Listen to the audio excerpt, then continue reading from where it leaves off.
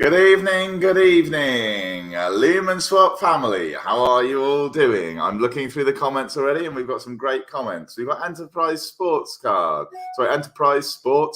Cards, not cars. Who is my number one troll? He's in the house. Yeah, I am Ben. We are all Ben. Good evening to you. Billy Crypto, 1.1 subs. Things are growing, right? And yeah, you're absolutely right. Mr. Ben and Lumenswap team in the community. Thank you very much for that. We're another 100 down on our mission, aren't we? From the 1,000, we're now at 1,100, which is great. Wow. Simple Potato, Ben for World Leader, absolutely Lord and Savior of the Stellar Network, is with you live tonight. Dick Inu, we are ready. I second that motion. Ben for President 2024. I don't know. Maybe I'll be the running mate for Trump. Let's see. Yeah, there's plenty of opportunity there. Good evening. We've got Pepper Big Pig. Nothing like lighting up a fatty and watching the LSP show. Fair play to you. I would be joining you if I was watching someone else's show. G, tweet and give BRC, so Bullring Crypto, some love. We can't always just take a little like, a little subscribe is always useful. We've got Lemon in the house who's saying whoop, hi fam, hey Mike. We've got Ink with us who have just finished his show. It's a great show with Nor was in his big woolly Sunday mask and he did look the part. So if you haven't seen that show, go check out the Mint show on Andrew Dixon's channel, Mint, on YouTube. We've got Jack in the house with What's Up Family, Love Action Mike, so glad you're on. Fergal's with us. Good evening, Fergal. Good evening all. A cold and wet evening here in Ireland. It's the same as England. The weather's crap at the minute. Rain all day here.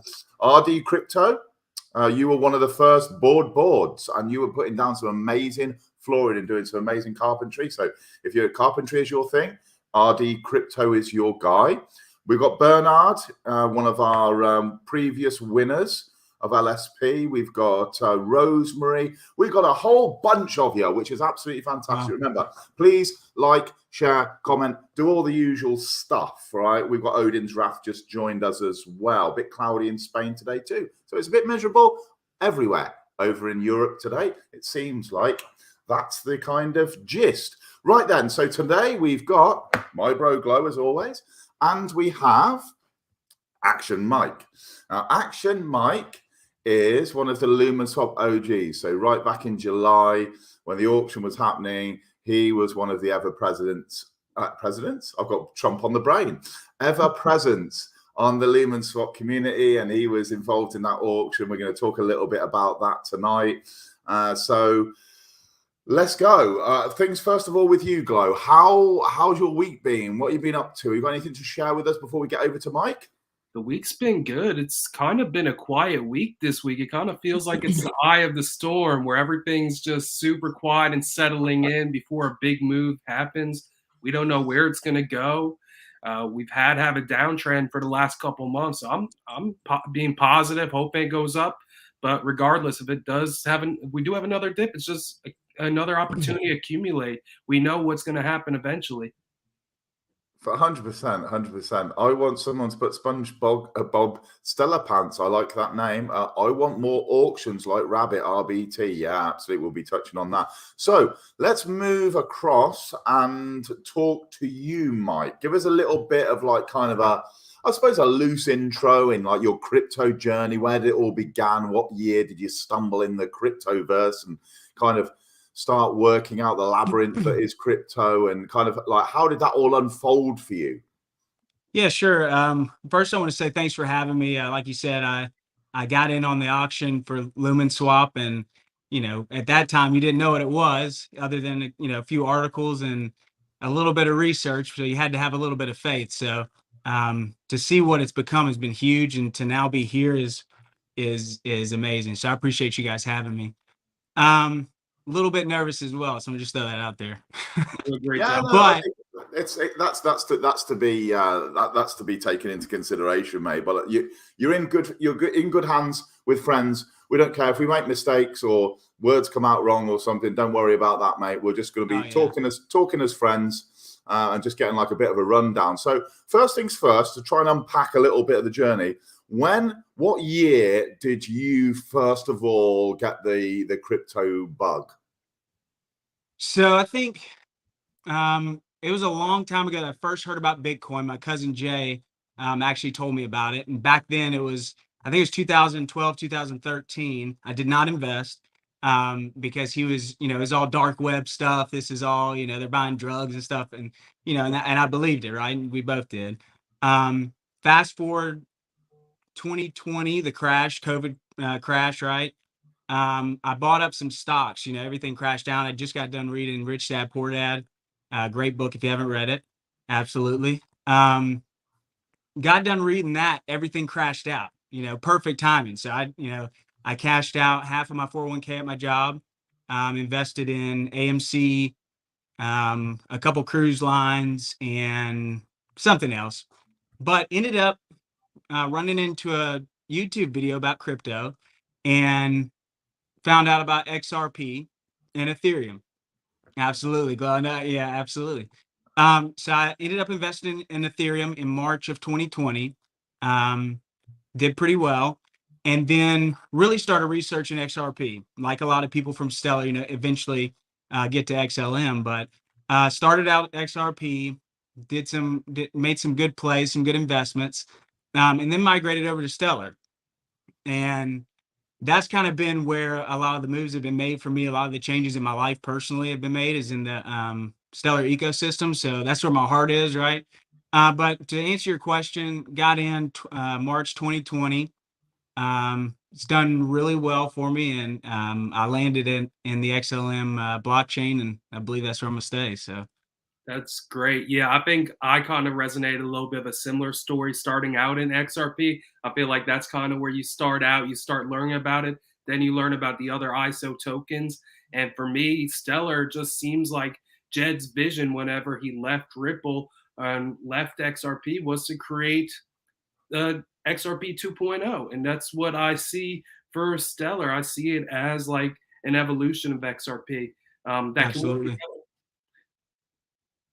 Yeah, I think that from what I know, I mean, you guys probably know more about like kind of the XRP chain than me, so I'm not really probably the person to be commenting. But I know obviously of the kind of split away, and Jed, wanted to like set up with some of his vision, wanted to set up something similar but different as well. And I kind of see XLM as more of like for the people and XRP for more of like institutions. That's how I see it, right? It's not necessarily the right thing because I know there's a lot of projects on XRP, but I think that they've got that closer relationship, haven't they, with kind of like the corporations and the banking and all of that sort of stuff. And I think XLM is more for peer-to-peer kind of, more for the people. So similar chains, but, and one could say maybe a little bit like, maybe Kusama and Polkadot, where you've almost got this kind of canary that is like XLM, where things can be worked on here before they kind of manifest into some kind of more institutional thing that's going on with XRP. So there's been a few YouTubers I've listened to, and I think there's an argument for that, to say that there's like a little brother or a big brother, little sister kind of combination between both of the chains, because a lot of similarities. But then there's also an argument to say they're very different blockchains now, because obviously it was initially a fork, but now it's its very own beast, isn't it, XLM? Agreed. Yeah, I agree. XLM is more for retail, more for like small businesses, more for developing nations to have a level playing field. And XRP is kind of like what the banks are going to be using for transactions, for big transactions. They both have their place. They're both going to be working together. I just see more innovation coming on the Stellar side. You see how they added the AMMs to the layer 1 protocol, which has never been done. You got smart contracts coming, and you see all the partnerships that are in line with MoneyGram for easy on and off ramps. For me, XLM just makes sense. Like, of course, I want to keep a bag of both, but as of lately, I'm just way more interested in XLM, and it's just a community. XRP is really tribal, really keeps to themselves, and really is just a different beast than Stellar, where everybody just is a family. Everybody wants to get along, and everybody wants to support each other, and I can really get behind that.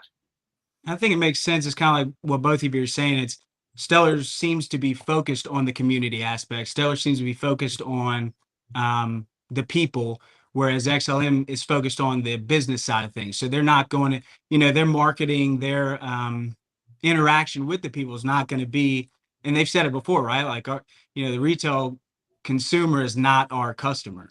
And I feel like XLM, the retail consumer, is, their customer, and you can tell, just if you spend any time in the ecosystem, immediately it's like they want us here, and you can tell. Yeah, I agree, especially with how easy to use everything is in the Stellar system.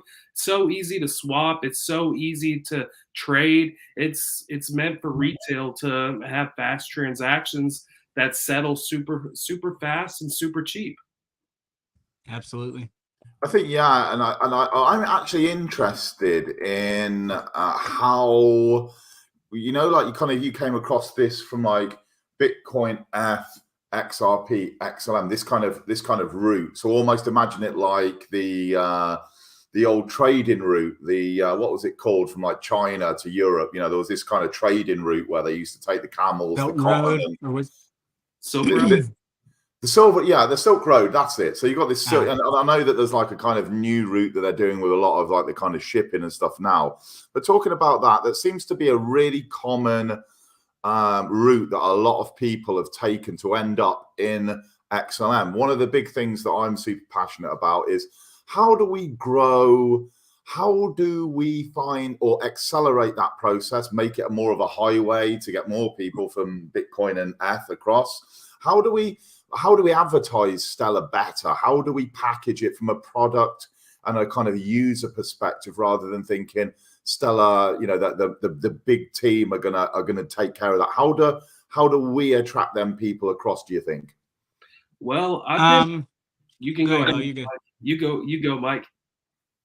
I think one thing that I've done in the past couple weeks is get involved in the Ethereum ecosystem. And I think to answer your question, as I think, not to be tribal, and I think somebody said that on the YouTube earlier with Mint and all. Shout out to both of them. Somebody said that earlier. We don't want to be tribal. But we also understand, if we're confident in our blockchain, if we're confident that, in almost zero fees, instant transactions, right? Then we want to be friends with them. We want to kind of bring them over, right? So then they do experience this and they understand, like, wow, I've been waiting till 4 o'clock in the morning to buy an NFT. Like, on Lightman, it doesn't matter what time it is. You buy it whenever. It almost doesn't cost anything, right? And it's instant. So me and my buddy Ben, again, went over to the Ethereum blockchain and started doing some things. We're just figuring things out. It's like, wait a second, I got to wake up at 5 o'clock in the morning to buy this NFT if I don't want to spend an extra $100, like, or whatever it is. Like, just there's extra math involved and timing and just all that kind of crazy stuff. But I think it's really important for us to be friendly and involve ourselves with them, right? Because when they do come over here, when they do experience this blockchain, they're going to experience the exact same thing that we did, because they're coming from the same place that we came from. So they're going to have these same feelings. They're going to get involved in this and be like, oh shoot, this is much better. Let's bring everybody else. But to also point out the earlier YouTube video that was really, really good, had a lot of good information. It's also going to be a process. It's not going to be an overnight thing. And I think a lot of people, they get sold because they do a lot of research right at the beginning, right? And they're like, oh shoot, this is happening tomorrow, because they get overloaded with all the stuff that it's taken us 2 years to learn. So I think it's just a very interesting fine line. We have to play in their space and bring them over so they understand what we already know. But that's hard to do, and it's going to take time. Yeah, I agree. I've been investing a lot of these node projects on AVAX and Phantom. And what I've noticed is a lot of the gas, like they get congested whenever it's heavy traffic. You never get that on Stellar.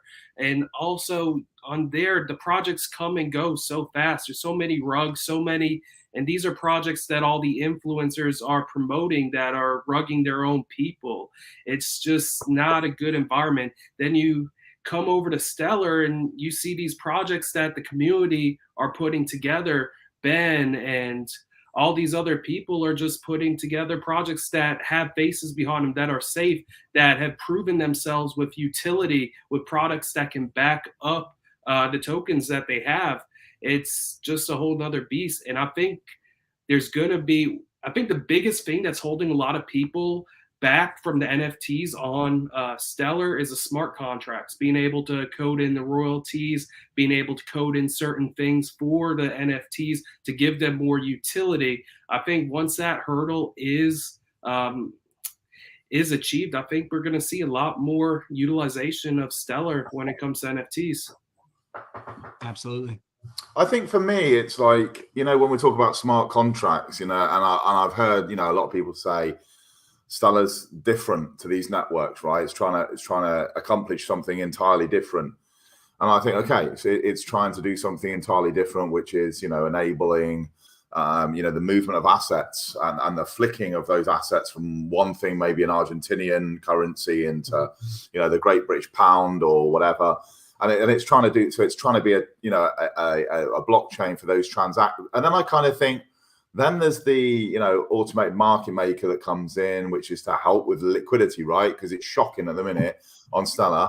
And then there's like the smart contracts. And I'm actually thinking to myself, do they want to be different, or do they want to be the same, have the same functionalities? Because as you said there, Glow, what you've got like smart contract capabilities. As soon as you bring that in, it's game over. It's because you've got the speed, you've got the low cost, you've got the smart contracts. And if the smart contracts are in some way incorporated into the L1, the same as the the automated market maker functionality and the SDEX, so that you can actually then trust that it's not going to be a rug and that it's actually into the network, which I think that's probably one selling point that so many people need to understand. If you talk about all these like node projects or farms or, these other things on Avalanche or ETH, and they just rug in their community like that, running off of a couple of $100,000 or $500,000, and then just doing the same, rinse and repeat. Let's just keep at this as our business model, is just scamming. It's just scam. And then you think, if you could get smart contracts in at the network's not going to rug. And I think that gives people a lot of confidence. I mean, if they understood with our liquidity pools, the liquidity pools are built into the network. So you haven't got that risk that, when you are putting into a liquidity pool, oh my God, that project might just disappear. I might go to log on to whatever it might be tomorrow and it's disappeared. And in actual fact, you think, how many times is that happening? And how much of a selling point is that? But hardly anyone that I speak to even knows that the liquidity pools are part of the network on Stellar. And I think it's a massive selling point, and it's really, for people that are interested in liquidity pools, it's a real big plus point. Yeah, I agree. Absolutely. With ETH, there's so many backdoors they can put into smart contracts to drain the liquidity, to do all sorts of sketchy stuff to rug people. With it being on the layer one, it's going to be more public. People are going to be able to see what's going on more readily. And what I'm excited for is whenever we do get those capabilities, imagine having a node project on Stellar, or having reflection tokens on Stellar, and all these other really cool ways to make passive income on Stellar. That's just going to blow up really fast. Yeah, I think I'm exactly the same. I think that all of these things are key to the like kind of next level, right? To where we are now. Thinking, I keep feeling that we're on some sort of tipping point, and it'll be really good to be getting the smart contracts and to get a clear messaging from Stellar exactly what they are attempting to do. If they're attempting to do an Avalanche or a Polygon or an F, but they're doing it, cheaper and faster and more secure, whoa, I mean, that's a big old deal, isn't it? I don't think we quite know where we fit in at the moment because we've got all these cool features, but we don't quite fit in. Are we a competitor to, these currency kind of transaction networks? Are we trying to do smart contracts and have many different projects build on top? Are we trying to do a little bit of everything? I don't really know where we quite fit in, but I know that we've got a lot of good stuff that's coming down the tracks now. And one of the things that I've been excited about, and it's how we really do it, is kind of this liquidity thing, right? So obviously a problem for Stellar for a long time has been, you might be selling an asset and I might be wanting to buy an asset, but there's such a difference in the price you're selling it for in your limit order and the price that I want to buy it for in my limit order. No trades are going through because you've got obviously that spread between the two prices, and it might be 20, 30, 50%. Liquidity pools are addressing that, where we can bring, we can bootstrap our assets and we can put them into pools and we can get these kind of network fees. But I also think now we're in this like really early stage of how do we do LP rewards right? And how do we get that balance where if our rewards are too high and our emissions are too high, it fails, right? And I'm not here to knock people's skyscrapers, but say the Aqua model for me is not working, right? Because the emission rate is too high. We've seen, a serious problem with manipulation, but then, they are attempting to do something. So you have to take your hat off to them because they're attempting to incentivize us to provide liquidity across a range of different assets. It's just a shame it's open to manipulation. But I think other projects are coming up now with their own take on how they can reward liquidity. But I still think when I speak to people, liquidity pools, yield farming, and that sort of thing is almost like me speaking Swahili tonight on this thread, on this stream. People are like, what are you even talking about? This is complete double Dutch to me. I don't even understand a single word of it. So, what do you reckon is a good, I'm trying to obviously educate people just doing some very basic videos. And I think it was Color Addict was saying up here somewhere, I missed the comment, but she was saying, my videos need to be seen by more people, explaining like how these little things work, 5-minute explainers, how they work. But that's going to take time for me to get up to, 10,000, 15,000 or whatever, subscribers. How do we kind of bring people in who are these farmers, stakers, and all these other people into Stellar as well? That's a bit of a tricky one. I think the main thing is education. We need to let them know that Stellar has all these cool DeFi opportunities, because these people, they don't know. And if they did know, I can guarantee you, if they found out Stellar has these DeFi passive income opportunities, they would jump ship. They would definitely at least check it out and give it an opportunity. So yeah, education is key, but we got to get the word out about Stellar. That's really a tough question. We got to get big influencers or someone to break the news. That way we can get it to go mainstream, because right now we're kind of stagnant where it's just the same people taking out of one token, put into the next, and it's just rinse and repeat. And it's just starting to get old. It's not sustainable. We need new investors in the Stellar space. Yeah, I think that's a really interesting question, but I think you hit the nail on the head. Kind of educating people that the smart contracts are built into the layer one, where there's no funny business, right? Like you're dealing with a blockchain that's in front of the U.S. Congress. You're dealing with the blockchain that's, all you have to do is a little bit of research, you'll figure it out. But you're an elite company. So if the smart contract is built into the layer one, you're safe. And then, you have projects like, companies, organizations like MoneyGram that are saying, hey, we want to work with Stellar, right? It just changes things. So like you're saying, when people find out, it's going to almost be immediate, right? It's going to be a flood. I think kind of the XRP thing, trickle flood. I see that here. Because to your point, when people figure it out, they're tired of getting the rug pulled. They're tired of making these huge APYs, but then then you have nothing, right? When that continues to happen, when enough people lose their money, they'll start to do enough research. They'll start to really find those solutions, and then they'll be here. Because I don't see anybody doing what XLM is doing right now. So I think it really is just pushing the message, right? Like getting out there in the community and being friendly, but pushing like and telling people to come over and try it, right? Like trying to figure out some sort of, I think like what you're saying, Ben, figure out some sort of incentive to get people just to try it. Because once they do, they'll realize like this is so much better. And then the wheels will start turning. Like, the business ideas, the NFT, ideas will start to flow, right? But they have to try it first. They have to experience it first for that to happen.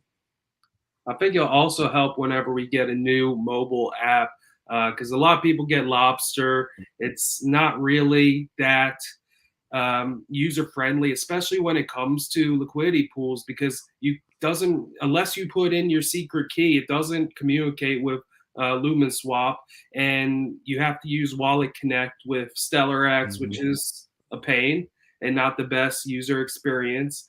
And yeah, whenever people hear about, even the people who do know about the LPs, they only know about Aqua. They only know about Aqua rewards, where you're jumping from one sketchy asset to the next, hoping that you get enough Aqua to cover the rug pull that's imminent from these sketchy tokens.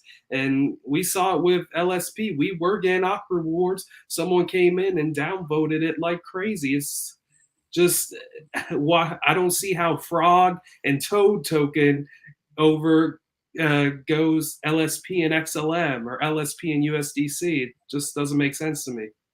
Well, I think that's the problem. I mean, that's, for me, it's okay. You've got Lumenswap, and Lumenswap is, like Mike said at the start, it was just 2 articles. I mean, when I got involved, there wasn't anything. It was literally, the token, I think, was just a matter of a few minutes old when I actually got involved. So I missed the auction, but for me, there wasn't anything there other than a promise. We're going to do these things, much like back in the ICO days of 2017, etc. You're buying into someone's vision, hoping they're going to do it. And I think it was a little like that. Yeah, there was a bit of confidence in that we've got a working product. There was the swap, there was the spot. They've built something, but majority of the good stuff was like, still further down the line in development terms. And we're sort of coming in, with that angle. And then you have these, like you say, you have these I can't call them projects, that these tokens that are just popping up onto this, this voting and reward schedule kind of thing. And you think that the whole idea, when we were on one of the spaces, I think that Sam Connor did, and he invited me on there a few weeks ago now. But like, the Aqua guys are talking and saying, we want to see, the best projects get the increased liquidity on Stellar. So their objective from Aqua was to see, the best projects, the ones that we all know about, not this kind of, what the hell is this that's just appeared? No one's heard of it. And then the next day it's, getting X amount of rewards. So I think that their objective was very, kind of really admirable. But the way that it's actually panned out has just been a real mess. And I also think that, for me, it would be better to stop and to go, look, okay, this isn't working. We need to make sure, because there's a lot of if we are attracting new people into Stellar, right, with any route, and that is the most publicized kind of reward structure for multiple different projects.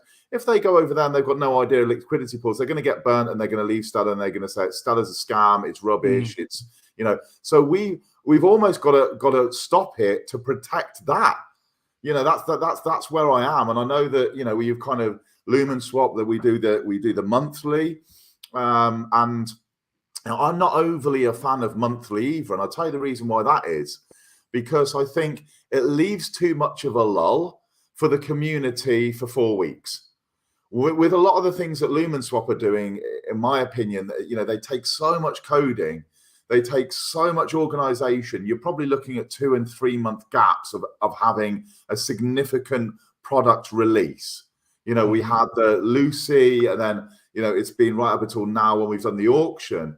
And that's been a significant chunk of time. I think if you haven't got that engagement with your community in the interim period of rewards, the community can go very, very flat. People think nothing's happening, and you can see what's happened, and you can see almost like a plateauing of the token price. And I think you need to bring in a utility on a daily basis, right? That you can do something with the asset on a daily basis. And then those people that have got more of a short-term mindset are going, okay, I can do X, Y, or Z with the LSP asset today, tomorrow, the next day, rather than waiting for 4 weeks. Because I think in crypto, it's a hell of a long time not to have any real energy and activity going on. So I think it's going hourly and that kind of work, that's wrong. Monthly, that's wrong. I think the balance is somewhere in between. For me personally, I think it's somewhere in between. What do you think in terms of kind of, Lumen? I know you've been around like an OG, like we said, in terms of Lumenswap rewards. Are you happy that that's kind of a monthly schedule? I mean, I'm open to the discussion, open to change as well. I mean, obviously, I'm not the expert, but I hear what you're saying. So you're kind of getting at, you're waiting for a month so things get flat as far as the community, because there's nothing really happening. So changing, I guess, the almost similar to an aqua where you participate in the network and get rewards for participating. Am I hearing you correctly? I think the conversation can go down, I think, multiple different rabbit holes really from here, because I think you could have, say, we at Lumenswap, we obviously reward XLM and USDC. So there's two. Now, there could be an argument to say, well, for one, why we could have an incentive where we rewarded 4 pools of top projects that Lumenswap, had a relationship. For example, Rabbit just recently, right? So Rabbit auction's done. You could then say, well, the community pool that we're doing now is going to be LSP and Rabbit. And we're going to, instead of doing this over rewards over a monthly basis, you're going to get your rewards on a daily basis. So now all of a sudden you are getting these rewards from this pool, and people are going, or should I come out? I'm getting a little bit of Rabbit, a little bit of LSP on a daily basis. What should I do with these? So we're seeing volume moving. We're seeing excitement. People talking about strategies. So that's just one thing that they could. Or another one is, say, they've got an auction platform. Nothing's happening on it right now. Okay, because there's not a project that's launching that they were, and there's also a lottery, nothing's happening on it right now. Now, for me as a fan, I'm like, well, why don't we do a whole host of smaller lotteries for like Lucy, for LSP on a weekly basis? So we've got, who's got the ticket for this week's Lucy, and we've got that buzz, and we've, at the minute we've developed something. You click on it, nothing's happening, but we've got that, we've got the feature, and even to kind of get it up and running is very, very small. I mean, you need to change the picture on the board, the date, put an article out, happy days, you're almost up and going. Yeah. So going back to the original question, one thing that's nice is getting the lump sum at the end of the month. But on the other hand, there's a lot of people who dump it as soon as it comes in. That creates a lot of selling pressure because they see, oh, I got this much, let me just sell it. And it gets sold on one specific day, which creates a lot of selling pressure, a lot of FUD.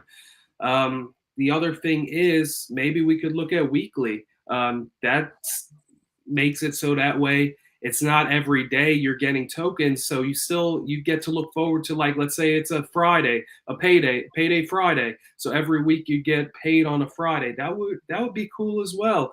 But I think the community pools would be definitely good for the whole ecosystem.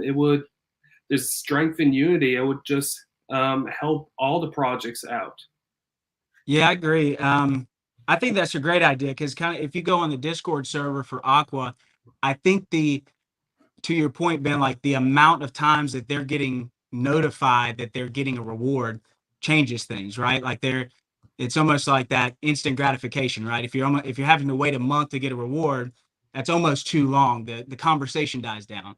So if you speeden that up, and it kind of, it allows you to make more plays, right? I love that idea. I haven't had a lot of time to think about it, but I think that's great because it would generate more conversation and more activity, even on Twitter, on the Discord, just kind of people getting money more frequently. Especially everybody runs, right? Especially in crypto, since everything moves so fast in this space, there's always new projects popping up. You never know when you need to transfer it in from here to there. So I think daily, weekly, I think that would be a better system than monthly. As nice as the monthly is, it's like Christmas the 28th of every month. I think a regular paycheck from Lumenswap would be pretty cool as well. Yeah, that does sound pretty nice, actually. Yeah, and I think there's, like say Vlad, his philosophy is that, everyone, say with the lottery, everyone wants something big. And I said to him, I don't think they do, boss. I think that, people would be, if you put up, because the amount of people that are struggling to get a Lucy, right? So people want these NFTs.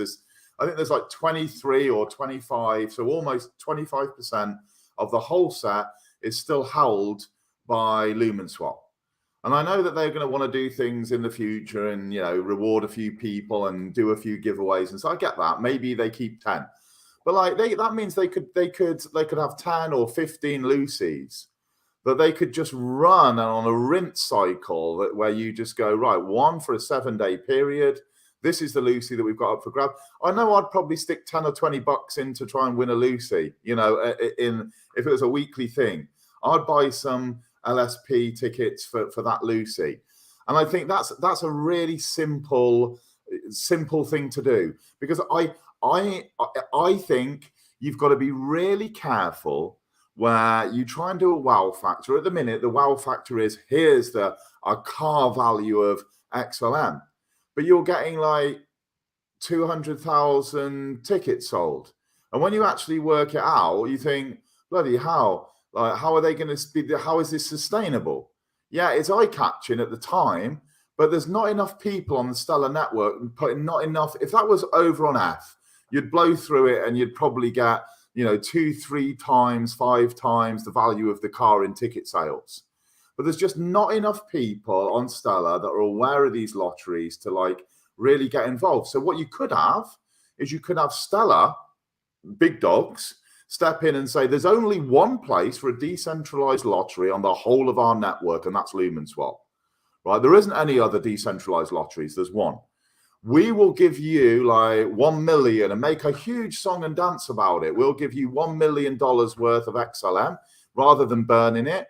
And then, create a big fanfare around it, maybe a little video and something, and do that on YouTube ads, $1 million worth of free crypto giveaway. And I think that could have a lot more appeal, right, than, trying to do some kind of more corporate kind of video where, for the people that are wanting these fast gains, I don't really think a corporate video works. If you start talking to me inclusive and this person, a third world country and some charity, and we want to make it accessible, I'm as much as that's cool. I'm not saying it's not cool, but I'm saying that it doesn't light me and fire me up in crypto. I'm wanting to see where I can get $1 million worth of this and be like a degen and like ape into these things. And I just think if Stellar could do that, but Lumenswap could also do the opposite of that and do for us, the community, little lotteries to get us engaged, to keep that engagement high, to keep us talking about the project. Because I'm hired, right, to be an educator, and I'm like this. What do I educate people on? If there's a 6-week gap between the next thing, well, I'm employed to do that role, and I'm thinking, well, I've done videos on this, and this, and I kind of try and help people in navigating this. But then, it's one of them, isn't it? You need that energy in the community constantly, and I think that's kind of a piece of the jigsaw that's not quite fitting.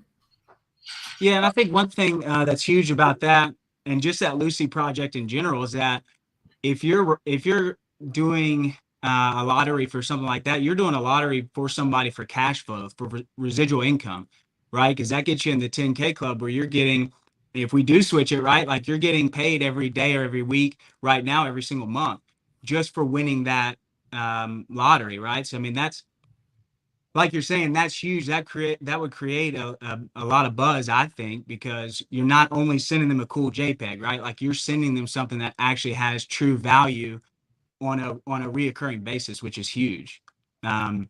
So I love that idea. I mean, and I think that's something you could easily push right now because NFTs are hot, obviously.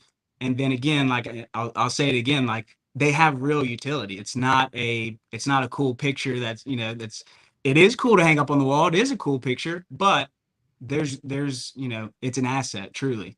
What I want to see them bring into the lottery is some promotions, like put in 1,000 Lumenswap into the lottery, get 100, 500 free tickets. That way, just to get people to go in, to try it out, just to get their feet wet, promote them. Also, maybe revamping the Lumenswap Academy, kind of like how Coinbase does it. Where if you watch the video through the article, Wow. you get some LSP. I mean, that's and it also makes for a better educated community. I want to see that. I also want to see multiple rewards on the lottery. A lot of people are hesitant to go in because they may not have the best luck. And if there's only a 1 and let's say there's 600 people chance, then that kind of draws people away. Even though it's better luck than an actual lottery, in somebody's mind, they're going to think, oh, I probably won't be the 1 out of 600 people to win.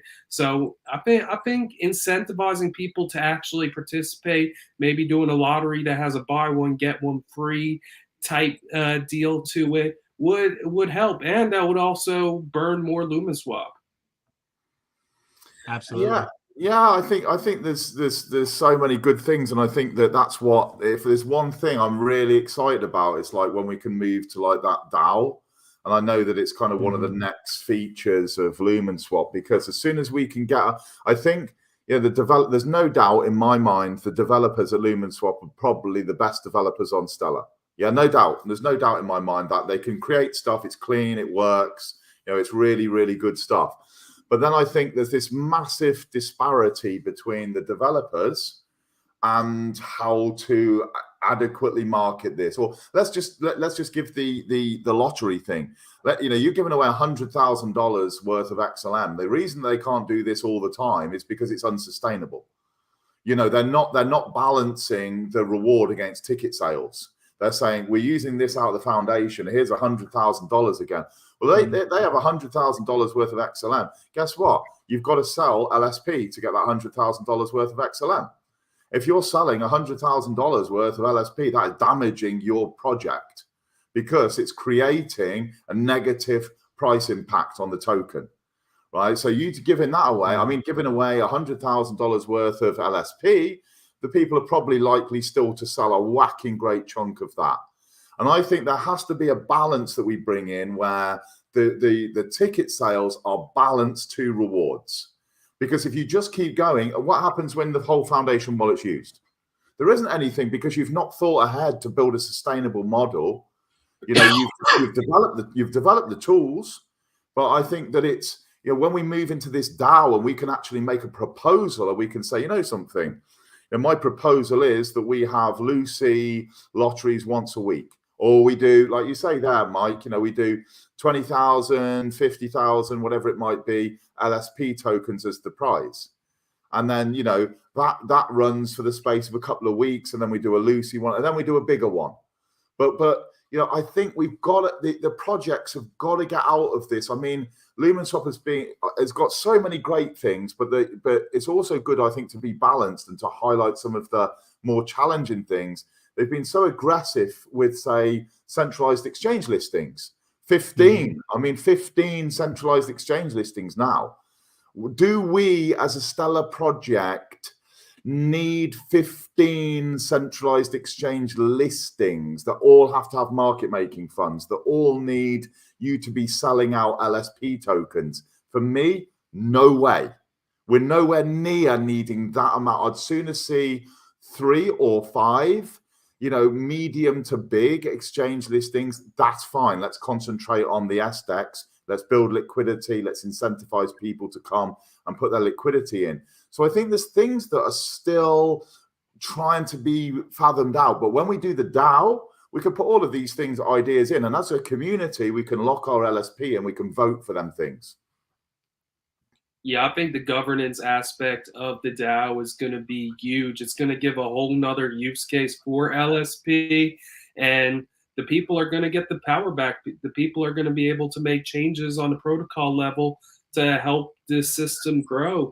And I think that a Lucy lottery, even if it's like a once a week lottery, would be pretty cool because it'll be self-sustaining, because even whenever they sell out of Lucy's, we could just buy them off of the floor and continue to have the floor grow that way. That way there'll always be continuous value in having Lucy NFTs on the market. Well, Lucy NFTs now are the same as like the 10K club. So like Mike was saying, if you imagine winning a lottery prize that is going to keep giving you a reward. And I know, Mike, you're into your investments and that kind of thing as well. Imagine something that, you've got that NFT with the utility and you keep getting dropped a few tokens when there's an auction. You might get dropped something if there's a key feature that releases in the future.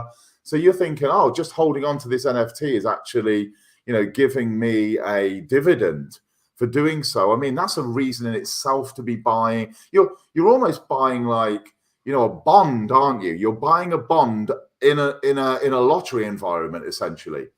So yeah, I just think rather than it being centralized and a lot of us kind of calling for the same thing, and yet it doesn't really seem to be getting any traction. When you move to that governance model, then we can kind of say, okay, if there's enough of us that believe in this, let's roll. Yeah, I think that's definitely needed. And with it being, I think we lost Mike. Hopefully he finds his way back in here. With it being open software for anybody as Stellar to use, I think that just is going to make innovation for the whole Stellar network in itself. It's just I think the DAO is going to be huge. Yeah, there's Ben Anderson here. I think you're new to the channel. I don't recognize you, Ben. Welcome.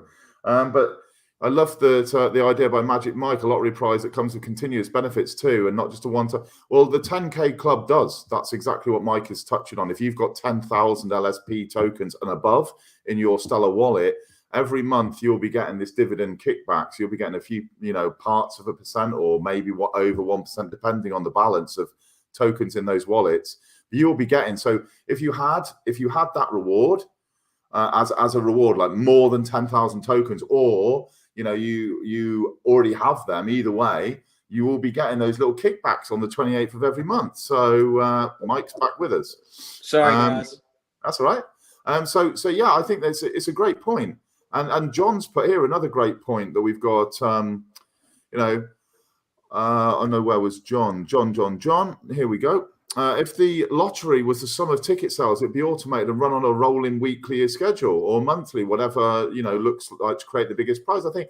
But do we want massive engagement and a lesser prize, or a longer period of time and less engagement? I mean, we've had cars, and I've been studying the Lumenswap thread. It's hardly been lit, and that's with car value. It's hardly been everyone every day. Oh yeah, we're firing up. We can't wait to get to see who wins.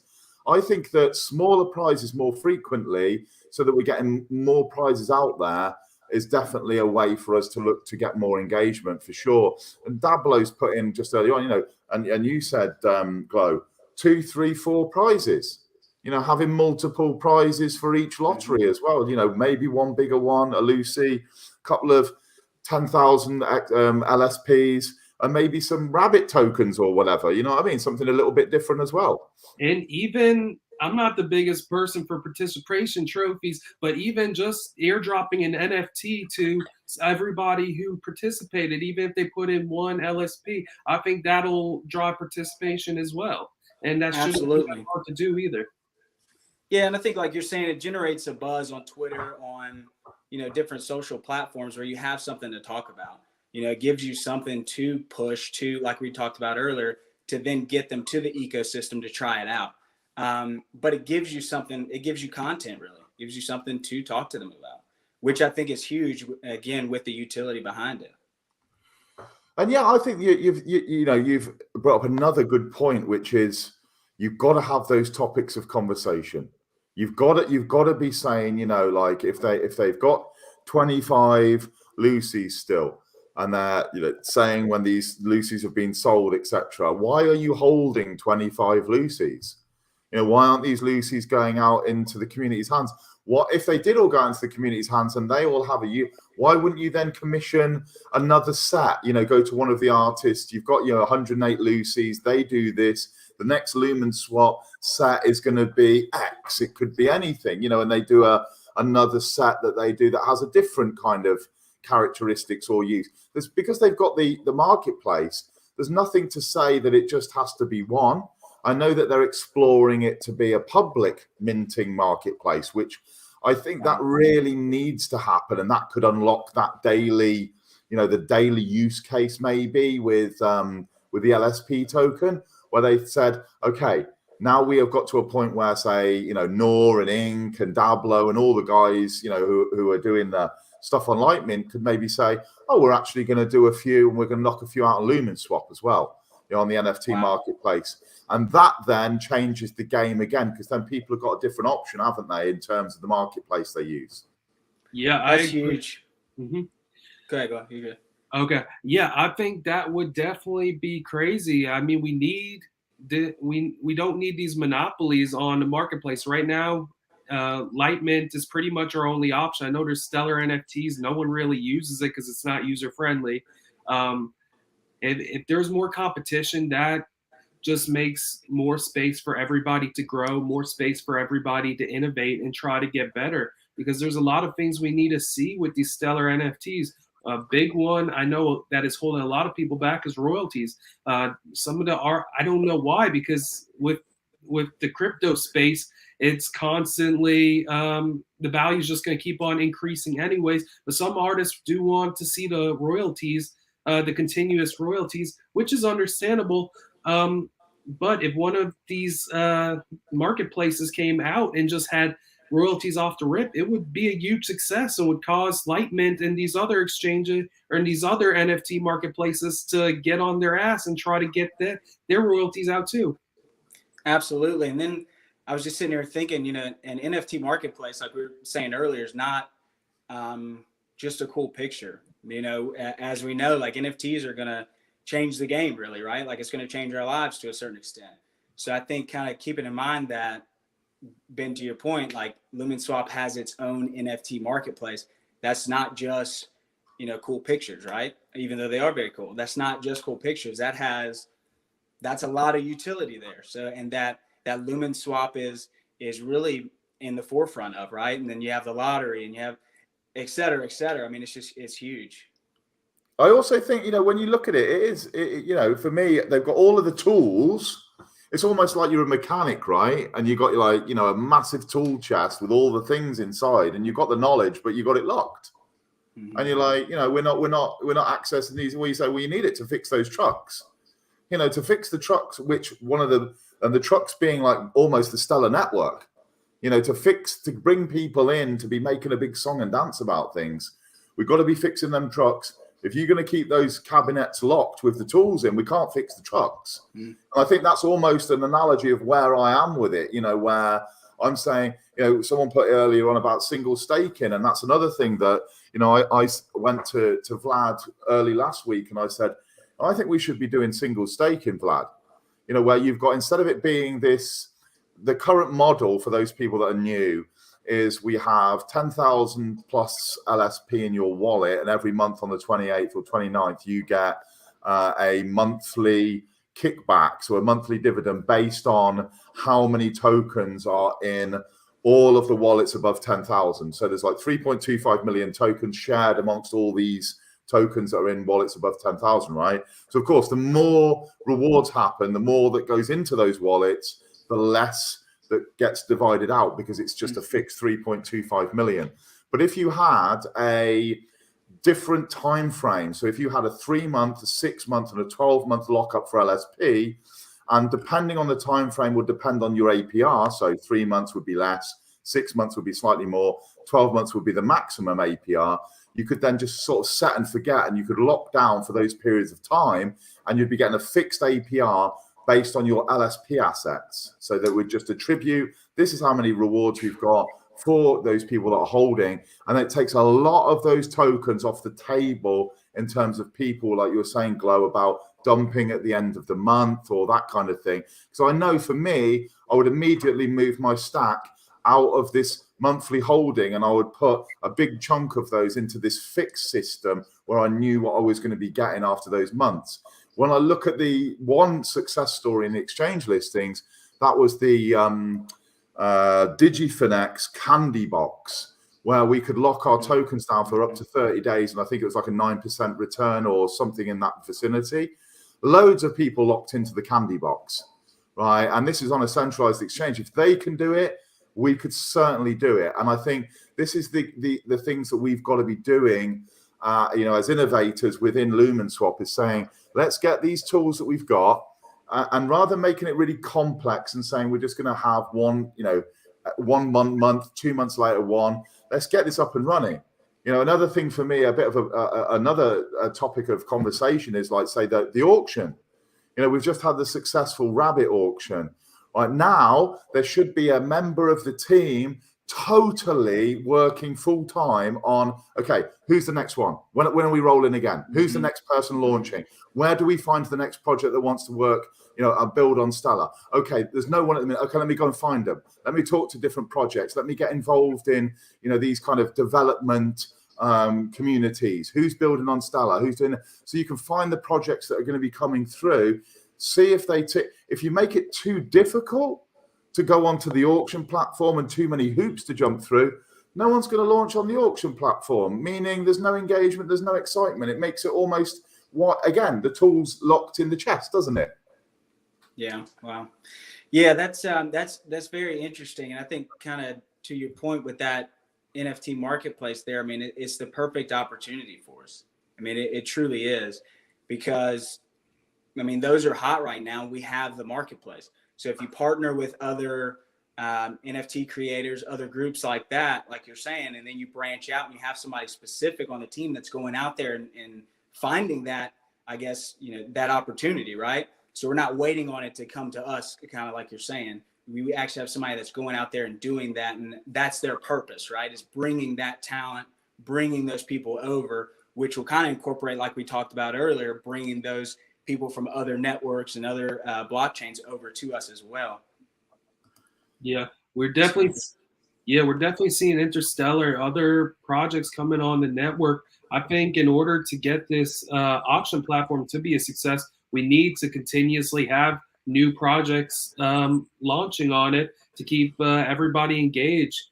We got to get a couple under our belt for people to start coming to us. And G brought up a good point with that smart lands. I saw that they were moving to potentially Cosmos blockchain, because I don't know the reason, but I think he is right, because Stellar really is not looking out for its projects other than the specific ones that they handpick.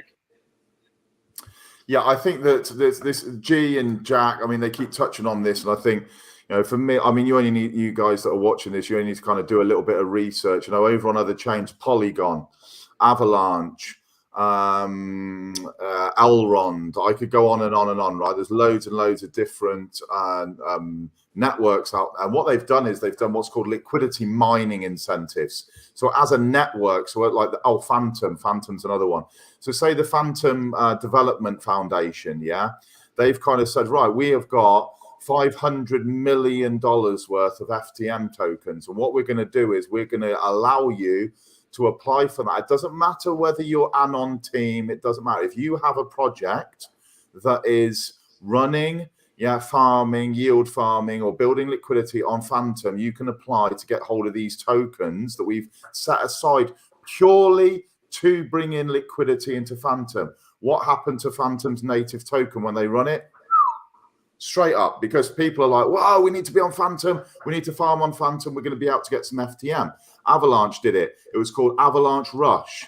And you could go on, and when they launched on to Aave, So Aave being like the number one lending platform on Earth, on Polygon and Avalanche, yeah, they said, we've got X amount of tokens that we are going to provide AVAX for people providing liquidity. So you can go to Aave, you can go to all of these other places, and you can get your hands on some of these AVAX. And if Stellar decided and went, you know something, we ain't going to burn this XLM. We're going to provide it to the places like Stellar X, like Lumenswap, like all these others, right? Where if you come to us and you provide liquidity into the big, not the shitty toads and frogs and farts and all these other tokens, they don't qualify, right? I'm talking about the legitimate ones that have been built. And if you want to come and provide, you know, liquidity into any of these 5 LSP pairs, we're also going to not just give you LSP, we're going to match it with XLM. People would flock here. People would flock here. Easily. Yeah, in great numbers.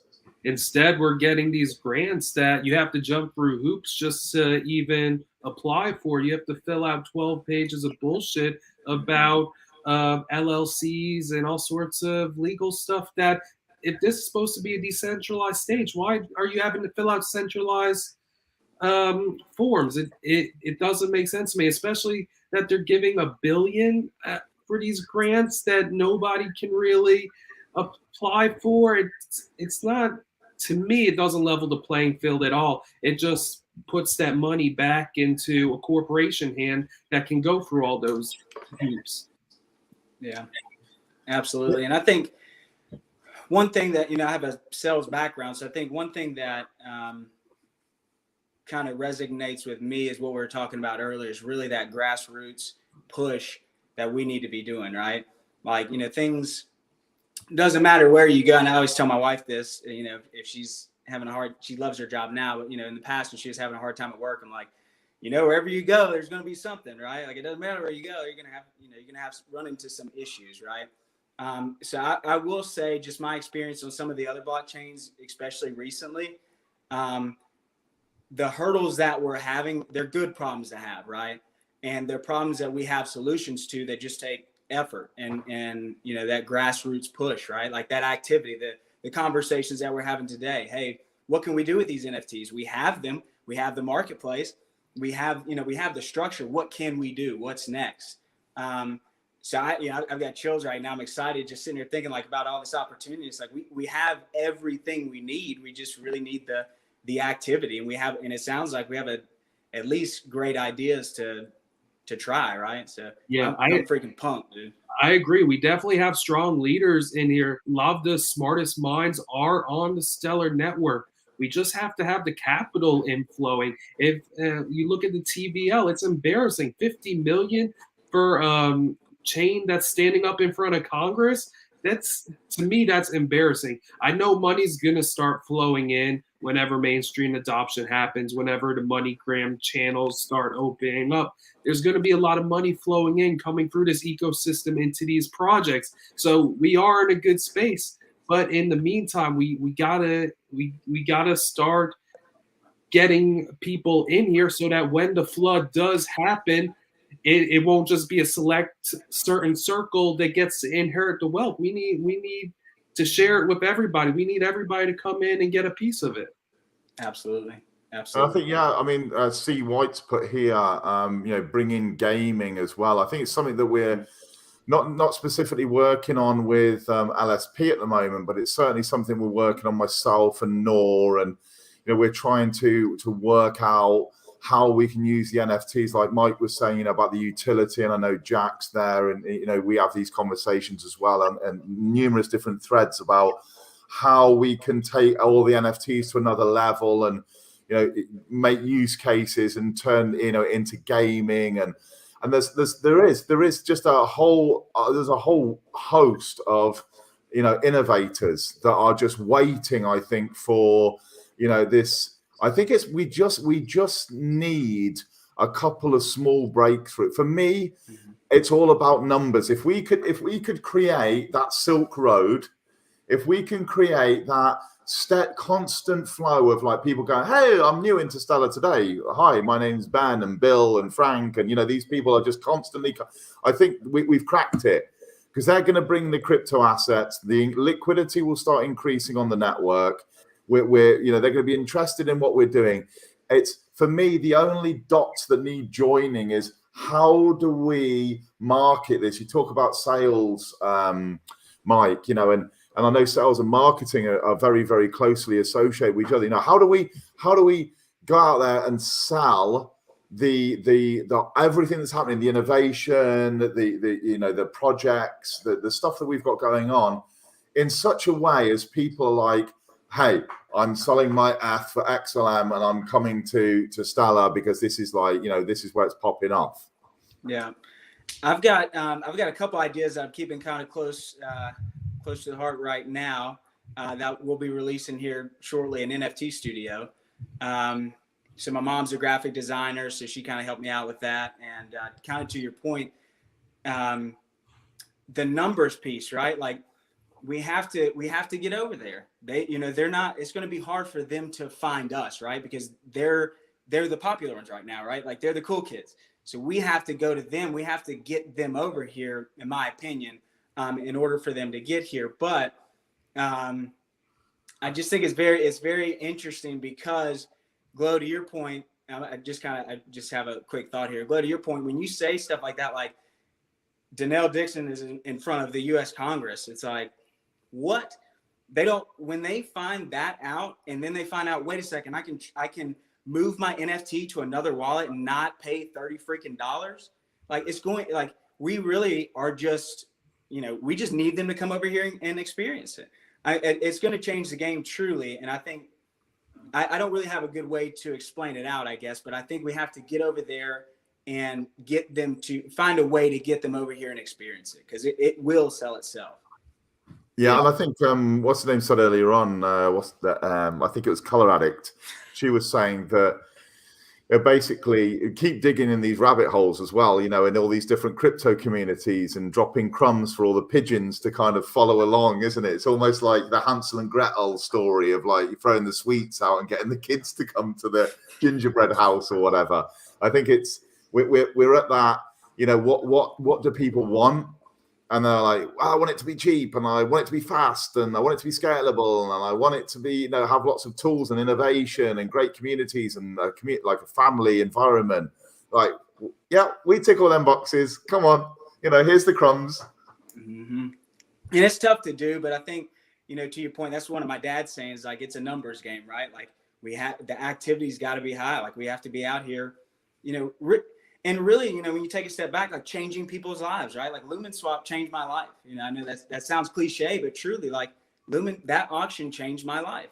And I've been able to change other people's lives, getting them into Lumenswap early, where they're getting residual income, almost like a real estate property, right? Like, if you're going to hold the asset will pay you to hold it. It's mind blowing. Again, I'm getting chills again. It's like, it's changed my life, man. And it's going to change so many other people's lives.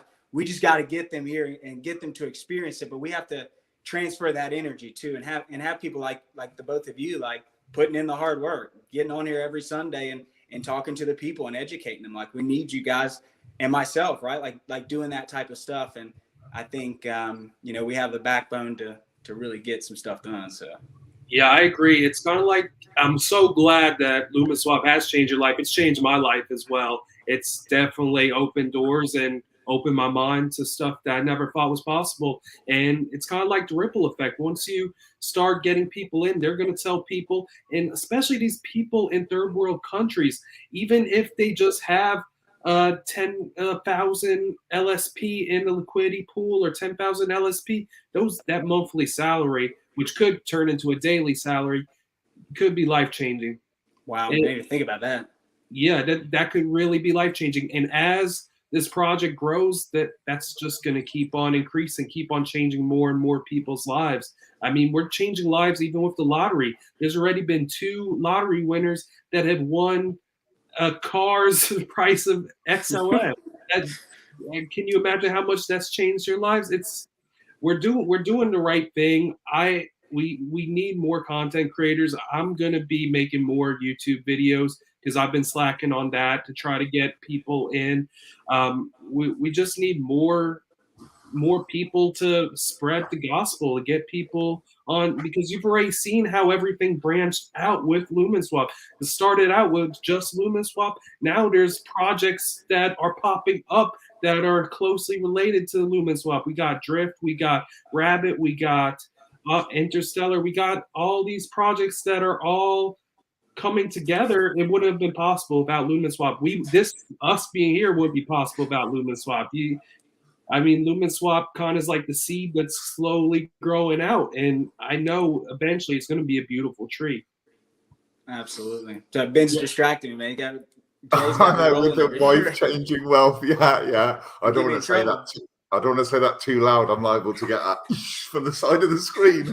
But yeah, it's. I think that you've hit the nail on the head. It like Lumenswap started this revolution. I don't even doubt that. I think it was the first project to kind of come along and say, let's tear this whole thing up on Stellar. Everything good that I think has really come, for me, and maybe it's just because I kind of appeared in the summer as well. Not saying that I'm the good thing, but like Lumenswap's auction, for me, there's been this like domino effect of all good stuff that's ticked over, since that Lumenswap auction. There's been so many good things. I know that there's been price explosions on Lightning, and the art just keeps leveling up in the NFTs, and we're seeing, auction platforms, lotteries, and all this cool stuff has just happened since Lumenswap sparked onto the scene. And like you say, I'm the same as you. I mean, I never thought that I would be in the position where I'd be working for, a crypto project. It's one of my goals to actually work within the team, to be in a position where I'm I suppose, in a right-hand man's capacity to Vlad, in terms of I can go to him and share a lot of ideas and innovation stuff. Not all gets taken and listened to, but I feel as though I've got that communication line with him, is superb. And to be, seeing Lumenswap grow, to me, I don't even see a lot of people talk about the price, and of course it's important, but I don't see the price as much as I see this year when they've got everything built, how Lumenswap then is going to be almost the heart for a lot of the Stellar network, where we can do virtually anything we need to do. It's going to have a host of partner projects, and I think it's going to be something spectacular to see unfold throughout 2022. Absolutely. Yeah, I agree. I feel like right now that, like I said before, it's a calm before the storm. We see there's a lot of stuff going on in the background. A lot of stuff is going on. It's time for them to open the gates. And I think once that happens, we're going to see a lot more adoption in this space. We're going to see a lot more innovation. And like you said before, trickle fast. Once floodgates open, you can't close them. Where it's frustrating because we've seen so much progress when you look back, but then you look at the last week to 2 weeks and it seems like it's been kind of stagnant. But in the grand scheme of things, it just needs to slow down a little bit. It's like when you're going up a roller coaster, you start going slowly and then you go down and up. That's where we're at. Yeah, it's a weird place to be, but I'm excited to be here. Yeah, for sure. Mike, we've only really scratched the surface. We're going to need to get you on probably next month and continue this conversation. Absolutely. Everyone's buzzing. I think we really enjoyed having you on as a guest, and I know that you've got a lot to offer. And I haven't even started on your NFTs, but we've been running for 75 minutes now. So I'm going to do the draw for 1,000 LSP tokens, and then what we're going to do is we'll just have this as a part one. And in March, we'll bring Mike back and we'll get stuck into his NFTs and more of his philosophy on crypto, because he's got that much to unpack. And I think we've started that many conversations tonight. I don't even know where we need to finish this. But yeah, reoccurring Magic Mike, Ben. Yeah, absolutely. That's what we need to do. So off we go. We've got 43 entries for Magic Mike. We're going to run this draw, and this is for 1,000 LSP. Yeah, so off we go. Here we go. Good luck. Who's going to get it? Exciting.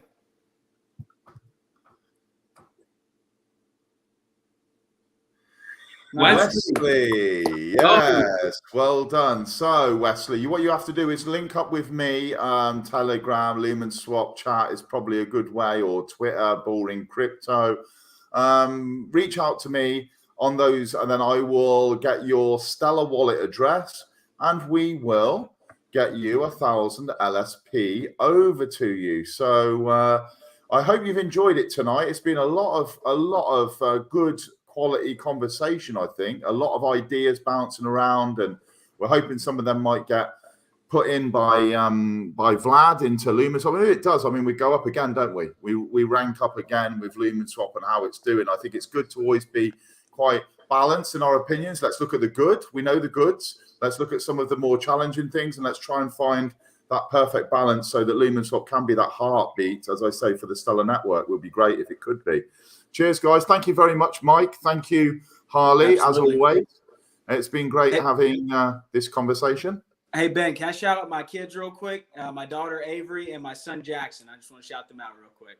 Yeah, of course you can. Hello to both of you guys. And yeah, it's been great having your dad on the show. So we look forward to part 2 in March. We'll get you booked in so that you can't escape our grasp, Mike. Hey, love you guys. Appreciate it. Take care. Take care.